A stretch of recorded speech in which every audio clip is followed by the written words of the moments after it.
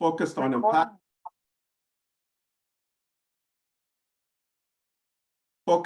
impactful technology investments in software, AI, robotics, 3D printing, healthcare, and more. Vinod was co-founder of Daisy Systems and founder CEO of Sun Microsystems, where he pioneered open systems and commercial RISC processors.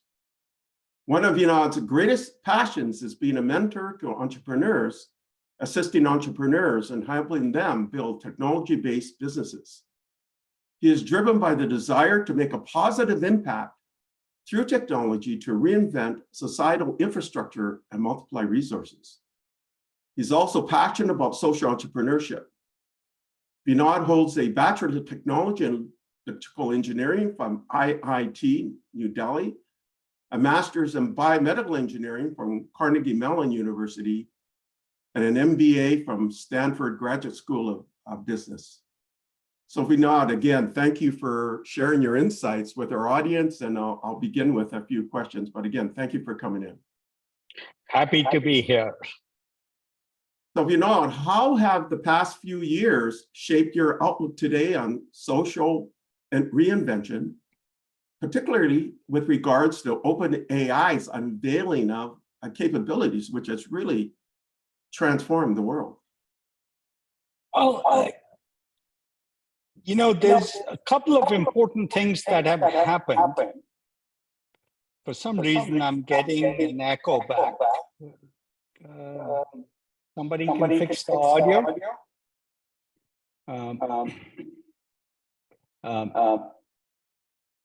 Anyway, I'll continue. If somebody can fix the audio, I'm getting a big echo.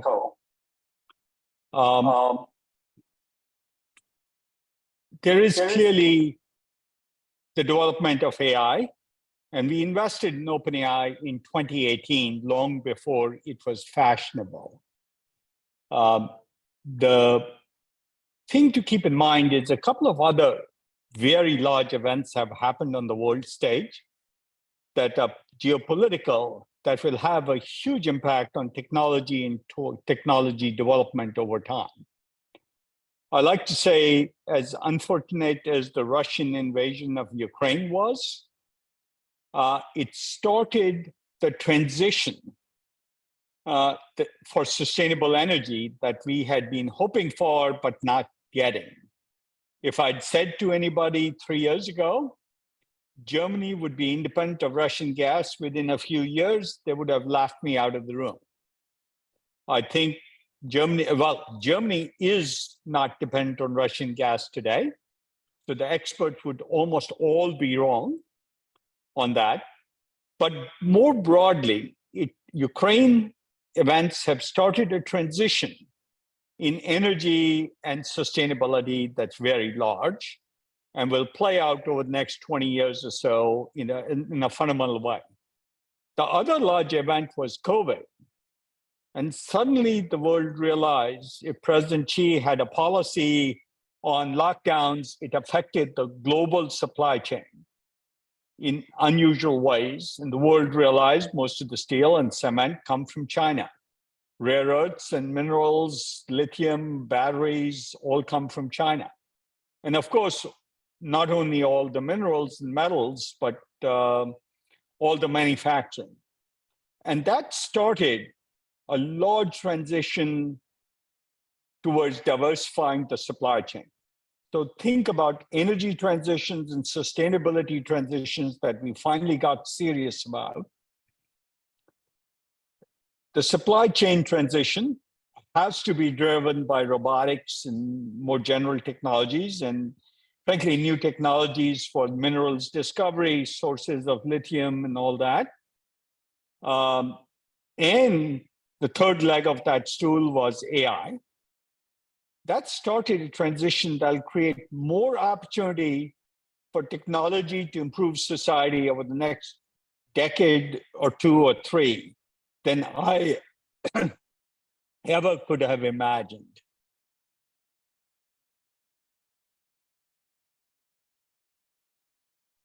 There's really interesting insights that you shared in terms of what's happening globally and the impact it's having. you're pretty clear that you don't trust experts or their forecasts. Can you tell us a little bit more about that? So I first wondered about experts because in the window from 2004 to 2010, I was working a lot on energy. And everything I believed about what needed to happen with the energy transition and climate technologies in general seemed to be contrary to what the experts were saying.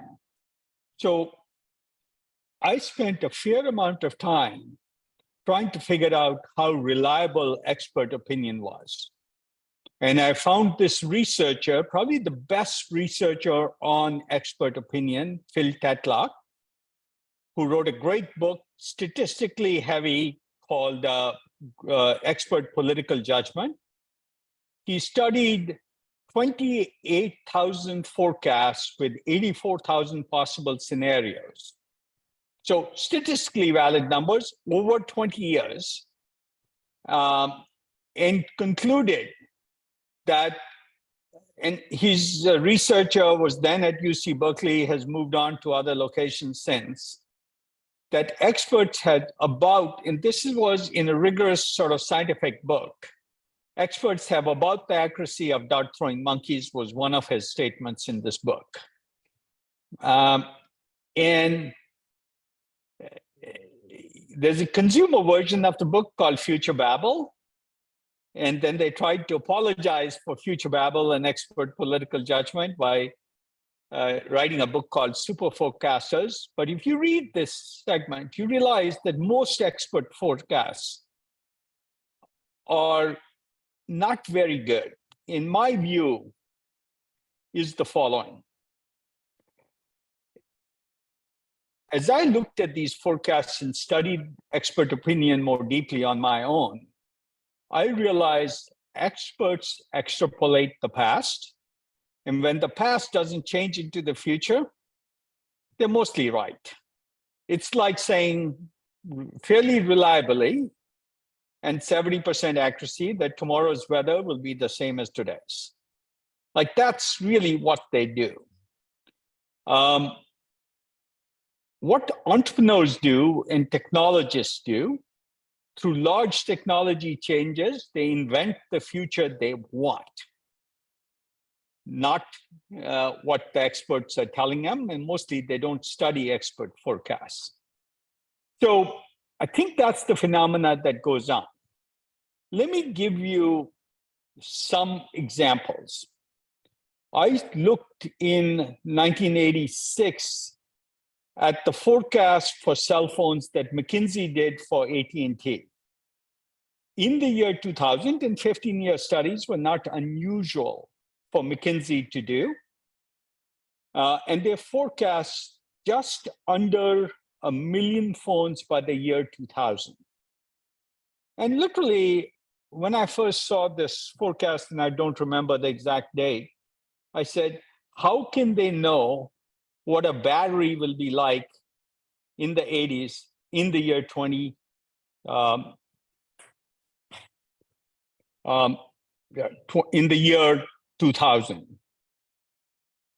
How can they know what a cell display will be like or a processor in a cell phone will be like? You can't make that forecast.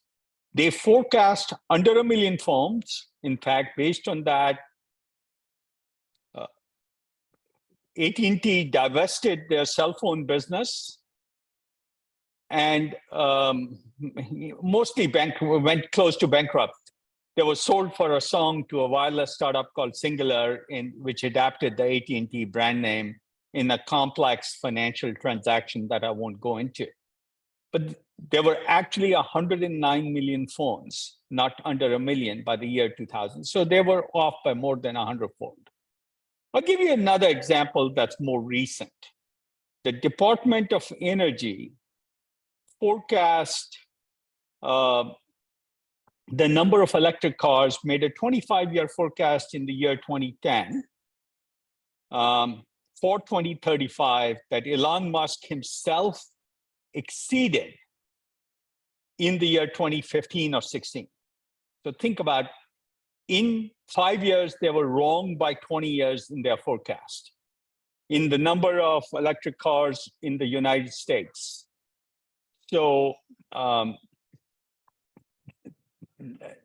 that's an example of an entrepreneur making electric cars happen, while experts mostly talking at the DOE, mostly talking to Volkswagen and General Motors and Ford and others, were thinking incrementally, extrapolating the past. It's ridiculous. Their forecast for the year 2035 was well under 10,000 cars a year. I forget the exact numbers. And so it's entrepreneurs and technologists that make the future happen and invent the future they want. I can give you 100 examples of this. I want to just go through a sequence that people might realize. And I want to say the following. Improbables, most people assume to be unimportant. But the only thing that's important is some improbable. We just don't happen to know a priori which improbable is important among 1,000 improbables. When I discussed in 1985 with people, there'd be a PC in every home, nobody would even remotely give me credibility. 1990, when I said grandma will be using email, and by the way, at Sun, we required emails for anybody who had a desk in 1982. But nobody believed grandma would use email in 1990.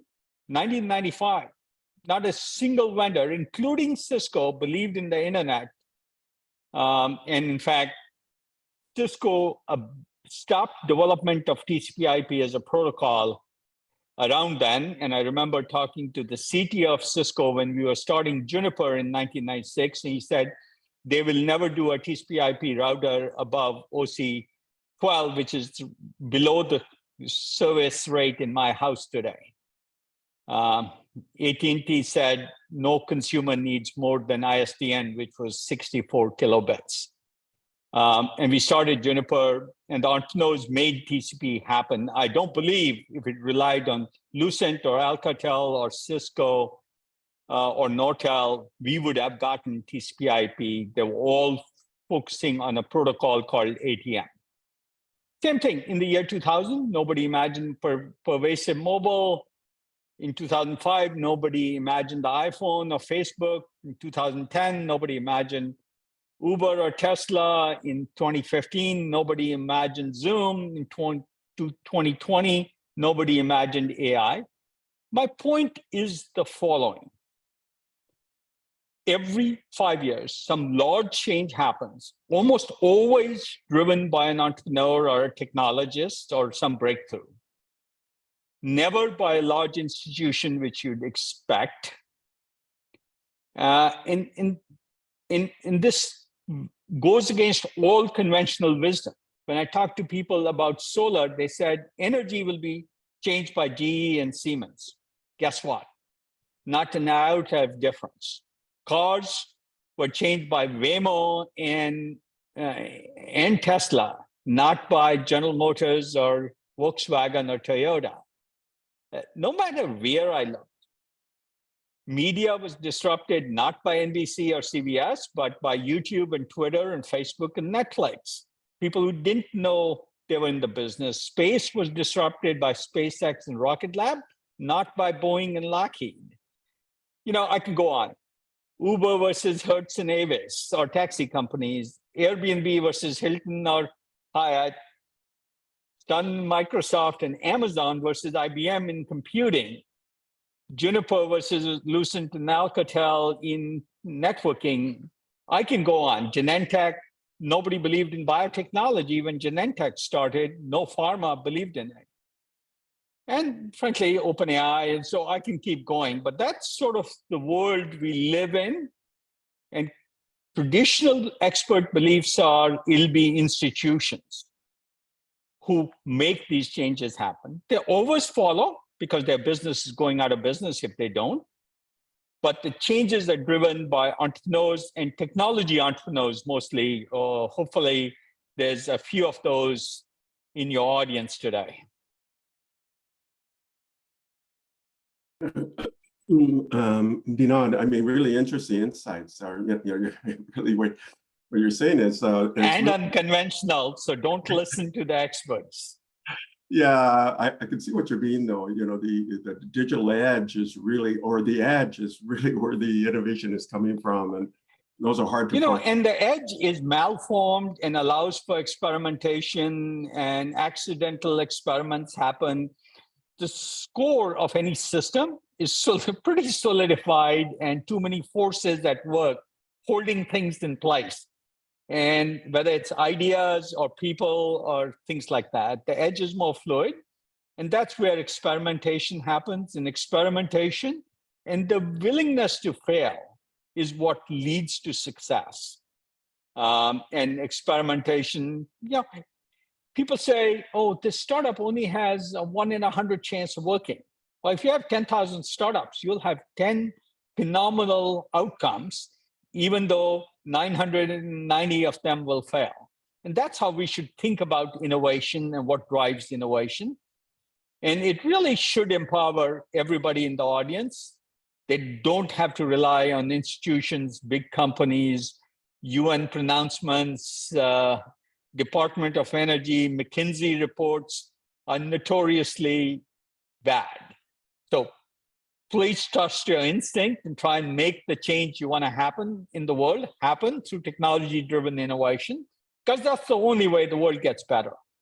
Let me give you one small perspective. There's 700 million people on the planet with a rich lifestyle.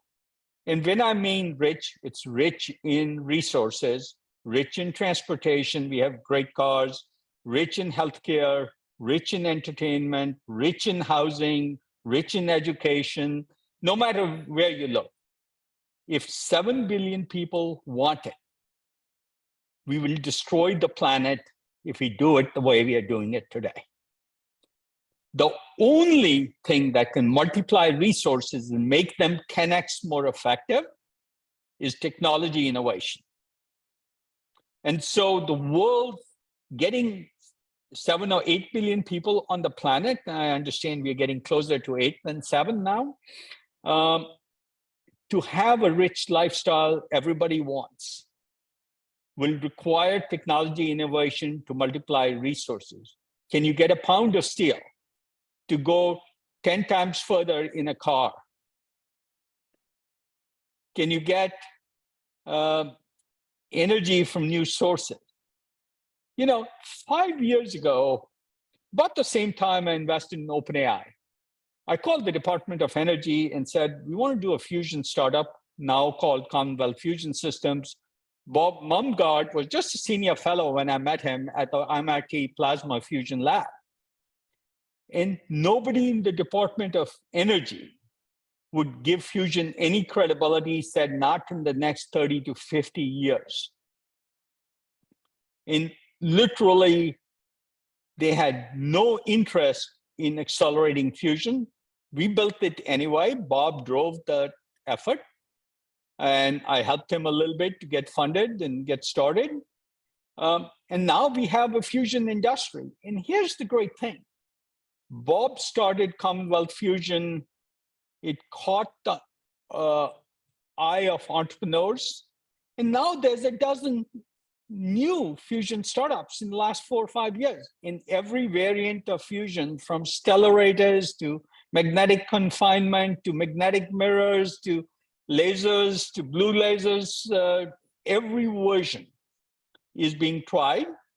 And if one of them succeeds, the world will be a different place in 10 years. And I'm almost certain one of them will succeed in 10 years. I'd assign it greater than 90% probability, even though 90% of them will fail.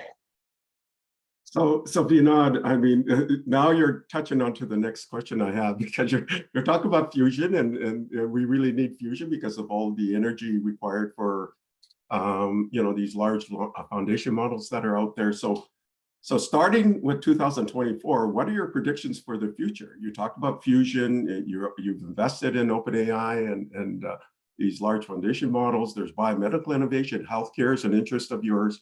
What are your predictions, but not as a McKinsey expert? So when I look at technology developments in a number of areas. AI is one of the tools, energy, new capability in others.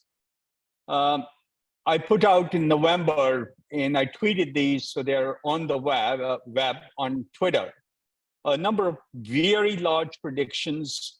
And predictions are easy when everybody believes them. Almost all of my predictions, most experts would say unlikely to come true, but let me go through a couple of them. The most exciting one for me that we're working on very aggressively, I think within 10 years, and definitely within 20, there will be a free AI-driven personal tutor for every kid on the planet. My kids get a personal tutor. Most people can't afford a personal tutor for their kids. That difference, inequality will go away. So everybody will have a personal tutor. And that's almost certain today. My wife runs a nonprofit. We are having a nonprofit called CK12.org. Drive these tutors, leverage GPT-4 to build personal tutors. They can not only teach you anything, they can do simple things like help you with your homework, but much more importantly, they can build a detailed map of your gaps in knowledge. And we need many more people to work because nonprofits, it's hard to recruit AI people. And so any in the audience who want to work for CK12.org, it's a mission to make it free for every kid. But it maps gaps in knowledge. When you give me a question, their AI system predicts with reasonably good accuracy what's the probability one particular student will answer it correctly. Once it knows where your gaps in knowledge is, it can then tutor to that gap and around that gap. So that's one in this notion, the related part that my son's working on is free doctors for everybody. Almost certainly, in 10 years, for a few dollars per month, every person on the planet can have a free primary care doctor or near free primary care doctor, 24/7 with much broader expertise than your primary care doctor today, who's mostly doing urgent care. So, and by the way, we have another company providing free AI-based mental health care. And AI will enable essentially, and by the way, and this company is today doing one-third of all NHS clinics in the UK, providing patient intake as a therapist.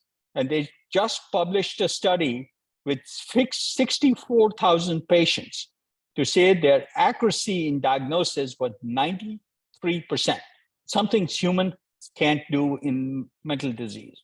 And this was N equal to 64,000. So I believe in nature, but I can provide those references.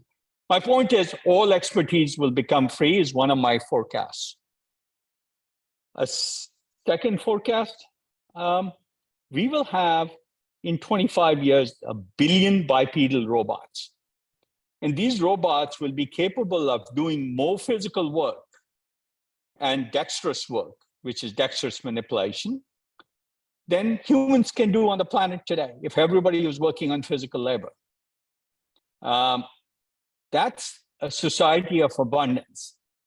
In 10 years, we'll probably have 1 million such bipedal robots. They won't be quite as capable as the ones in 25 years, but they'll be pretty damn capable. That's another forecast. By the way, I think that industry becomes larger than the automobile industry, and nobody in the automobile industry thinks that today. We have another project. My forecast is most cars in most cities will be replaced by public transit driven by self-driving vehicles in dedicated lanes. I won't go too much into it. Sounds radical to say most cars in most cities will be replaced within 25 years. But the last two contracts we bid for as a startup not invited to bid, but submitting a bid over the transom, we won. And beaten out in San Jose, 32 bidders who are in the traditional business of building public transit. So I think this will, once implemented, spread. It's the only public transit system that'll have personal transit vehicles. You don't share a bus or a vehicle. They'll be point to point. Nobody has to get on or off once you're in a vehicle, so they don't stop along the way. And they'll be on demand. You get off your restaurant job at 1 a.m., one will show up. And it'll be safe because it'll be personal and nobody will share it. I can go on. I have 11 of these. They're on, and those are all driven by AI. But there's all areas. I think, for example, we will have alternate sources of protein that could be as large scale or larger than soy and substantially better. So it's not just AI-driven stuff.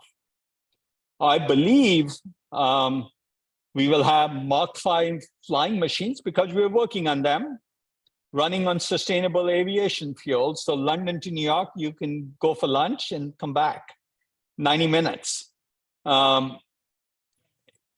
In transportation, one forecast that everybody disagrees with me, I think we can convert every coal and natural gas plant in this country in the next 25 years with a fusion boiler. If we stop trying to build new plants and just replace the boiler in the current plants and match the steam conditions to what today's turbines are running, all those will be low carbon power plants. So I could go on, spend as much time on forecasts, but I know time is running on, so I'll stop and people can access these forecasts on the web. And by the way, I also list all the reasons these things might not happen. Because politics, technology is necessary, but not sufficient. Policy and politics do get in the way. You know, we saw the Screen Actors Guild trying to prevent media companies from using AI. It's going to happen. It just means media companies who signed up to that contract will go out of business.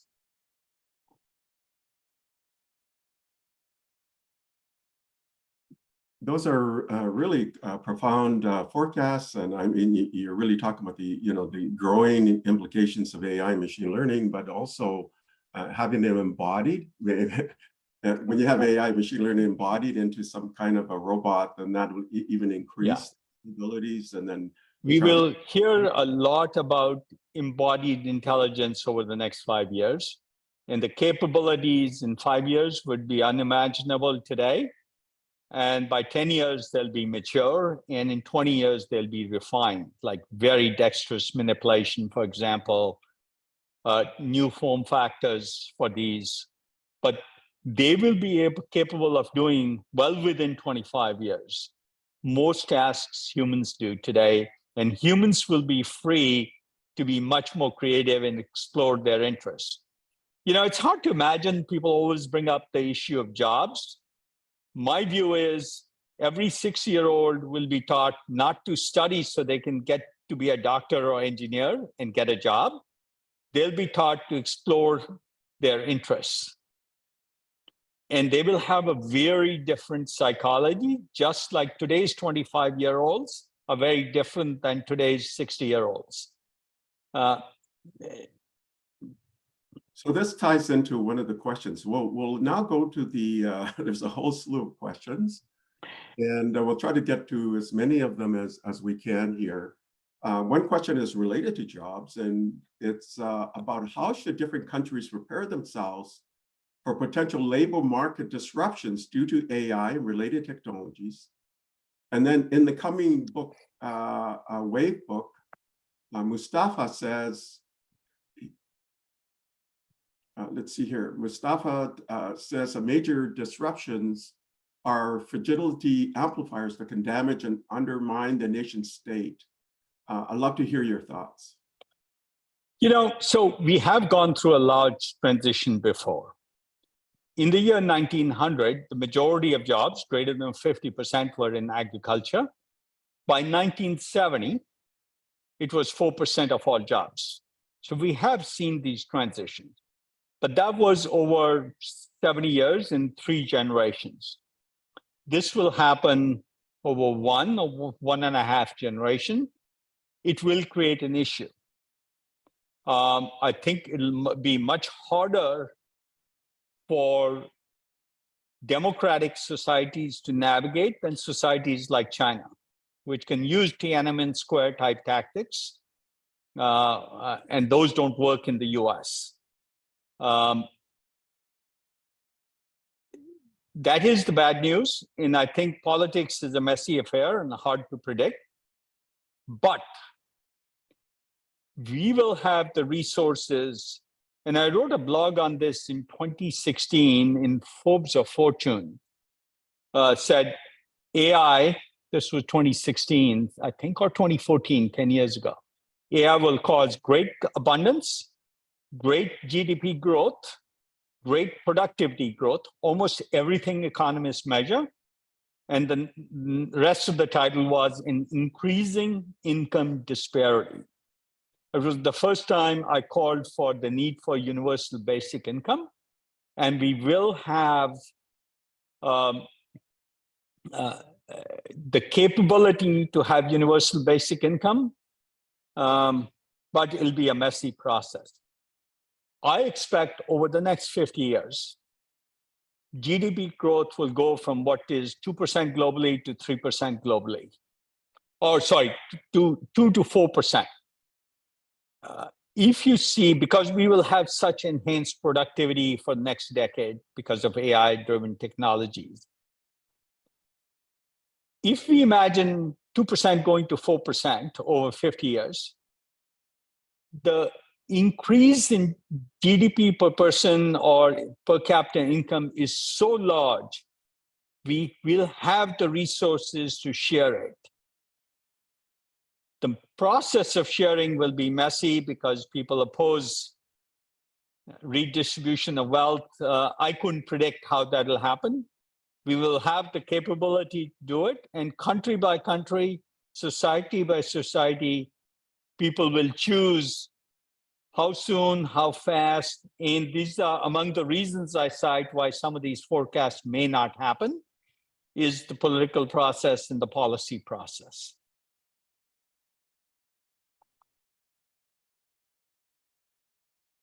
The questions are continuing to be shifty as I'm looking at them because they're being voted on. I'll let you sort through them. So there's one, and it talks about your tenure at Sun, and some are suggesting that you were forced out to leave, and to get your perspective of. But what advice do you give to founding teams based on that experience, your experience at Sun Microsystems?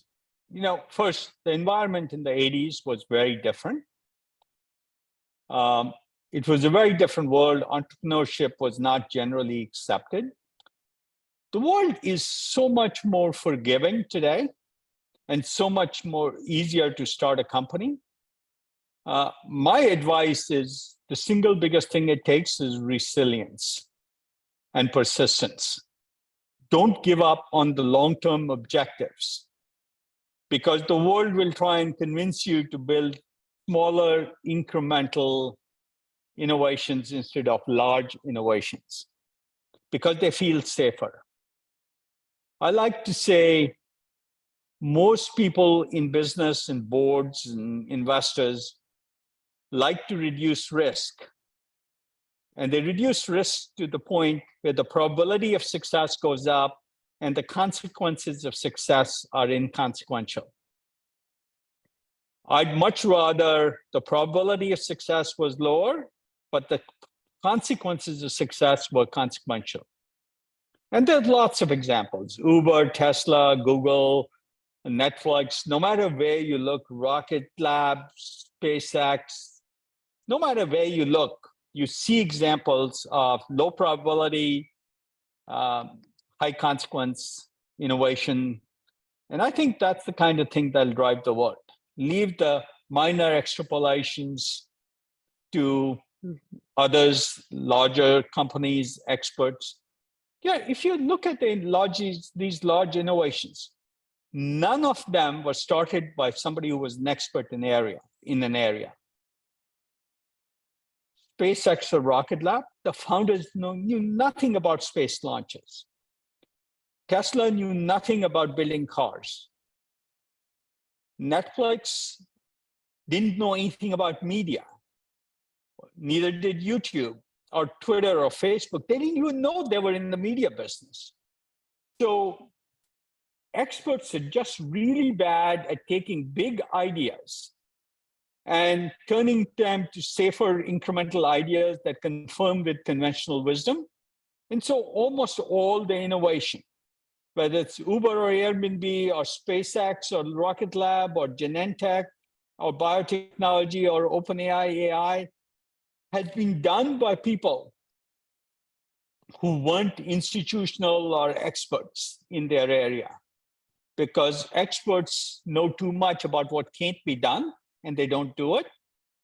Naive, persistent, smart, first principle thinkers start with first principles and say why not instead of why it can't be done. And that's a really important characteristic and culture to have as an innovator. And it reminds me of Christensen's Innovator's DNA, some of the things you're talking about, or this thing of optimism, but also persistence and resilience, Angela Duckworth's sort of definition of grit. So just fascinating, the advice you're giving. There's another question here. So that's why I talked about persistence and iteration and open-mindedness and lots of experimentation and not giving up when things go wrong. I have a presentation on my website that first did in 1986. It was in overhead foils. Now it's digital. It was called the Entrepreneurial Roller Coaster, where the highs are high and the lows are low. And the lows are low doesn't get written about because the press makes heroes of entrepreneurs. But it is hard being an entrepreneur. It's hard innovating. It's hard doing things others believe are not possible, but they can be done. So what are some sources of information that you use to look forward? Because you get access to so much globally. So what are your trusted sources you go to? So I don't have trusted sources because if you have a trusted source, it becomes conventional wisdom in that area. It's important to understand what conventional wisdom is and read that too. But I read all the fringe stuff also. And there's a lot of it. And then the hard part is judging what you believe and what you don't. If you look at the 11 forecasts predictions I made in November, and if you go to my Twitter profile and hit highlights, they're there. So anybody who wants to access them. What I would say is you have to think from first principles. So there's way too many kooky things that are proposed. And my job becomes to say which kookiness I believe and why, and which ones I don't believe and why. And I make lots of mistakes, but that doesn't bother me or embarrass me. I don't mind failing at all. In fact, there's a Harvard Business School case where the first line is a quote from me saying, "My willingness to fail allows me to succeed," because I'm not afraid to experiment and try things. And experiments means most of the time you will fail. And I like to say I probably failed in more ways than anybody in your audience, by a lot. But I've tried many more things and a few have succeeded. So judging the fringe and judging what is worth giving a shot. For example, when Pat Brown first came to me on his bicycle as a professor, well-endowed professor, hugely credentialed in the academic space, and he said he wanted to work in an area, create the perfect hamburger. I literally said to him, Plus, he had no credentials in food or chemistry. His scientific credentials were in a completely different area. I said, this is too important to not try. We had a half-hour conversation. We agreed to fund him because it was so important. But the same happened with Commonwealth Fusion and OpenAI. Commonwealth Fusion, I said to Bob, and this was just a fellow at the MIT Plasma Fusion Lab with an idea, and one or two credible ideas that I found believable, mostly that room temperature superconductors had changed how and what you would design in a fusion reactor. Simple idea. I believed it, said, well, let's first try and build a 20 Tesla magnet that nobody's done and make sure it doesn't fall apart under those forces. And that's the only thing we did the first 3 years, focused on it. And once he did that, I said, the rest of the risks are lower. Let's now start removing the other risks. But these things are too important to not try. And we don't do them because people take conventional lower risk approaches, not the higher risk, higher consequence research approaches in research, because they have higher probability of failure. So I urge the whole audience to think, don't worry about the failures, worry about successes. So this question's been floating here for a bit up and down, but it's now right at the very top. Are we in an AI hype cycle? Absolutely.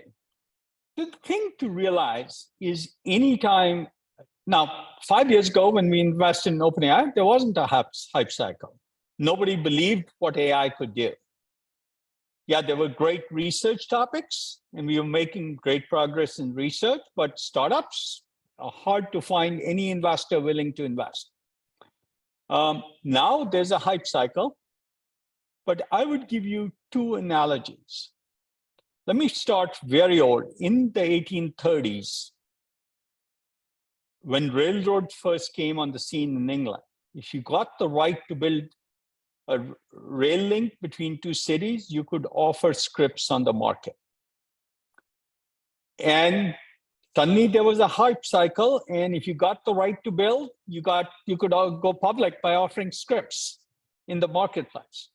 But here's the important part. And of course that bubble burst, but in the 10 years after the bubble burst, more railroad was built than in the 10 years before. We all know the more recent example of the dot-com bubble. And yes, a dot-com bubble burst on the internet because the internet was uninteresting in 1996 and nobody even wanted to do TCP/IP. And frankly, helping Juniper, start Juniper and making TCP/IP happen was maybe the biggest contribution I've made in my life, because I increased the probability TCP/IP might have become the pervasive standard when no telecom carrier, and I talked to everyone, was going to adapt it for public networks. But the dot-com bubble burst, to go back to what I was talking about, when you look at stock prices, the bubble burst. When you look at internet traffic, you can't tell when the bubble was. If a utility like the internet has actual utility, that will keep happening. How the market perceives it isn't reality. It's just stock prices and it's fictional. What really happens is internet traffic and you can't tell the bubble. So will AI prices go, are they going up? Will they go down? Absolutely. And I would venture to say most AI startups being funded today will fail. But I will also say more money will be made than lost by the few who pick the right 1% that really succeed. In the actual usage of AI in society will go without a bubble. It just don't equate stock prices to reality. So I noticed in the chat that Adam, who came up with this question, and he wants me to sort of emphasize, you left Sun, and in fact, and some were saying you were forced to leave Sun. Was there any particular sort of learnings you got from leaving Sun, and it's really shaping where you are today? Actually, when so my real interest in life was to be a designer, an architect and designer. So actually, after I left Sun, I really wanted to do furniture design. And I did do it for a while. And John Doerr, who was my board member at Sun, convinced me to join Kleiner Perkins. I said I'd do it on a part-time basis while I worked on my real passion, which was furniture design. By the way, if you come to my office, every piece of furniture and most of the architecture I did personally, including manufacturing techniques, joinery techniques, all that.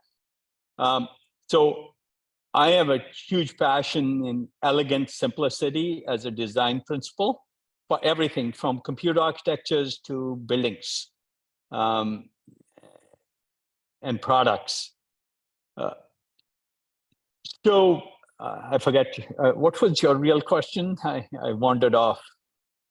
Yeah, Adam was indicating you had to leave Sun, and what were your experiences from that? What can you share? I had strong disagreements with the board on what the direction of Sun should be. I had a much more expansive vision. For example, nobody at Sun really wanted to do RISC processors. It's a little known fact that RISC processors were done under a contract outside of Sun with Dave Patterson at UC Berkeley. I hired him as a consultant because none of the traditional engineering managers at Sun wanted to do it. The Sun 1, which was a pivotal product for Sun, was something Andy Bechtolsheim and I did outside of Sun and told Sun they can buy it back at cost any time, but we weren't not going to not do the product. So, I had very strong beliefs in where the world needed to go, as did Andy Bechtolsheim. Sun actually bought the Sun 1 workstation product back from us, which we had started outside of Sun. We hired a building. And we had offered they can buy it back, but we were going to do it whether as Sun got larger, whether the bureaucracy wanted to do it or not. So it was bought back because they couldn't fit it into the org structure traditionally as the educational products division, because Steve Jobs was doing an educational product before he went back to Apple. And so large organizations have politics and a reversion to the mean that I dislike. My lesson was it always takes persistence of vision to do important large things. And so to the learning idea, I learned persistence, and I learned never to worry about ups and downs, but not go in the direction that the board wanted. I think, if you Google, 90% of boards add no value and 70% add negative value to a startup, my name will pop up, because I've said that for the last 15, 20 years. I find it very frustrating when boards turn big ideas into safer, less risky, okay ideas. And that's the job of business people, to be safer and reliably build things, but it's not how innovation, large things happen. Rocket Lab and SpaceX didn't happen that way. Tesla didn't happen that way. So if you look at any law, I've been doing innovation only for 40 years. There is no large innovation that came from a larger company, a larger institution, or an expert who knew the area, which was, whether it was hoteling like an Airbnb or media or fusion reactors, you pick. So we have time for one quick answer, and then we're going to have to do about a 3-minute close. So, and the question here is, if you were, and I do apologize, I'll have to leave pretty precisely at the end of the hour. okay, so we have time for one really quick answer to this question. If you were a small-time entrepreneur in this day and age, what would you look for capital to launch your business, or where would you look for capital to launch your business? And So I'll give you a non-traditional answer. I like to say the most important thing you do is not capital, but the team you build. Your plan, I always say most companies will become the team they hire, not the business plan they make. And so team, and Sun built a beautiful team very early. You know, Eric Schmidt was very early. He became CEO of Google. Carol Bartz was early. She was CEO of Yahoo and Autodesk. We built so many people who built multi-billion-dollar companies in the first 25, 30 people we hired. And I was in my 20s. So keep in mind, I just loved great talent, whether I needed them or not. And they went on to do great things. The team you build is the company you will build, not the plan you make. If you build a great team, they'll build a great plan, and there's be multiple funding options for you. But keep in mind, most investors tend to reversion towards the mean. Do something somebody else is doing, do it slightly better. And that's not the way to build large change or large companies. Thank you, everybody. okay, so I'm going to just do a couple of minutes of close out. And so I'm afraid we've run out of time today. There's just a whole bunch of questions that we could have spent the whole afternoon. You have so much experience. So I want to thank Vinod again for his informative presentation, insightful answers to the many questions. A special thanks to each of you for taking the time to attend and participate today. This talk was recorded and will be available in a few days at learning.acm.org. You will find announcements on upcoming talks and other ACM activities in learning.acm.org and acm.org. Also, please take the time to fill out our quick survey where you can suggest future topics or speakers, which you should see on our screen in a few moments. Now, on behalf of ACM, the legendary, iconic, pioneering Vinod Khosla, and myself, Stephen Ibaraki, thanks again for joining us, and I hope you will join us again in the future. This concludes the talk. Thank you, everybody.